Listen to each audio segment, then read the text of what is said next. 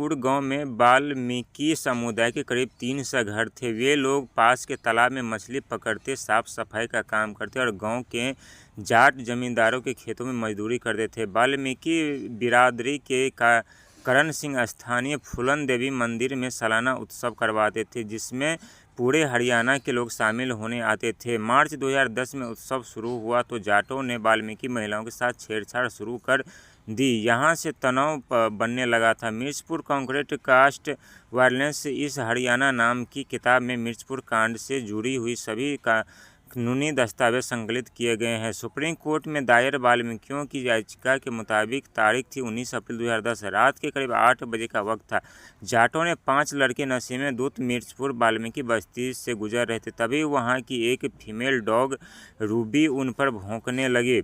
जहां जाट जमींदार ने लड़के राजिंदर पाली ने ईंट उठाई और रूबी को दे मारी। यह ईंट पास के सो रहे करण सिंह के भतीजे योगेश को लगी। योगेश ने इनका विरोध किया। राजिंदर के साथ सोनू, मोनू और ऋषि नाम के लड़के थे। इन लोगों ने भी बहस शुरू कर दी। इसने में 10, 15, 20 जाट लड़के और आगे और मारपीट शुरू हो गई। मारपीट होने के बाद लड़के बुरा अंजाम भुगतने की धमकी देते हुए वहां से चले गए। इतने में अतीत सिंह का नाम का एक जाट पुलिस कांस्टेबल वाल्मीकि बस्ती में दाखिल हुआ। उससे वाल्मीकियों से पंचायत के लिए चलने के लिए कहा। अजीत के कहने पर करण सिंह और बुजुर्ग भीरभान सिंह माफ़ी मांगने जाटों के पास पहुंचे, लेकिन वहां दोनों को बुरी तरह पीटा गया। इधर करीब 50-60 जाट लड़के ने वाल्मीकियों के घरों पर पत्थरबाजी की। करीब आधे घंटे बाद पुलिस आई और वाल्मीकियों को सुरक्षा देने के बाद कहकर चली गई।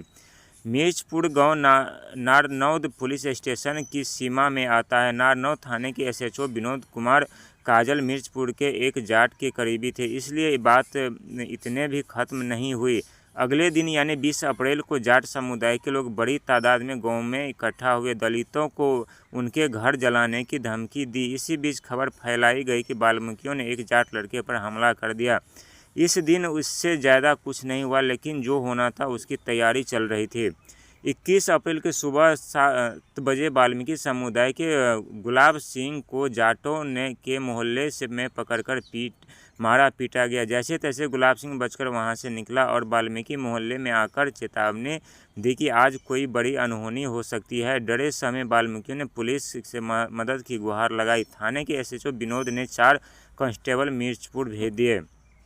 जब जाटों की भीड़ और बढ़ने लगी तो एसएचओ विनोद खुद गांव आए और वह अपने साथ 4 और कांस्टेबल और नारनौद तहसील के नायब तहसीलदार जागेराम को भी लेकर आए। इस समय सुबह के 8 बज रहे थे। याचिका के आरोप लगाया गया कि विनोद काजल और योगेश्वराम वाल्मीकियों को समझौते की बैठक के लिए चौपाल पर बुलाया। इसके बाद विनोद काजल और जागेराम ने जाटों को खुली छूट दे दी। कहा जो भी करना है उसके लिए 1 घंटे का समय है। करीब 1,000 जाटों के बैठक के लिए आए। वाल्मीकियों को घेर लिया और मारपीट की, जिससे करीब 40-45 जाट औरतें भी थी।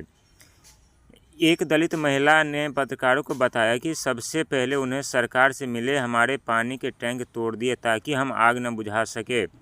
एक घर में 17 साल की पोलियो से पीड़ित लड़की सुमन मौजूद थी। उसने अपनी ट्राई साइकिल से बाहर निकलने की कोशिश की, लेकिन घर को बाहर से बंद कर दिया। उसे और उसके 60 साल के पिता ताराचंद को जिंदा जला दिया गया। सुमन का शव बाद में फायर ब्रिगेड को मिला, जबकि ताराचंद की मौत अस्पताल में हुई। उन्होंने दम तोड़ते हुए अपना बयान दर्ज करवाया। फूलकली देवी और उनके पति चंदर सिंह ने साल 1996 में अपना मकान बनवाया था। चंदर घर पर ही जनरल स्टोर चलाते थे। सब कुछ जलकर खाक हो गया। फूलकली ने बताया कि बेटी की शादी के लिए 25,000 रुपये के जेवर और 50,000 नगद रखे थे। जाट सब लूट गए। ये उत्पात सुबह 9 बजे से दोपहर 12 बजे तक चला। हिंसा में वाल्मीकि समाज करीब 50 लोग घायल हुए। करण सिंह की शिकायत पर 21 अप्रैल को ही नारनौद पुलिस स्टेशन में एफआईआर नंबर 166 दर्ज हुई। पुलिस पर दबाव बढ़ा तो 29 जाटों को गिरफ्तार किया गया। साथ ही एसएचओ विनोद को सस्पेंड कर दिया गया। हादसे के 3 दिन बाद 24 को मिर्चपुर में पशु चिकित्सा में 43 खापों की एक महापंचायत हुई। गिरफ्तार हुए जाटों को छोड़ने और एसएचओ विनोद को बहाल करने की मांग की गई।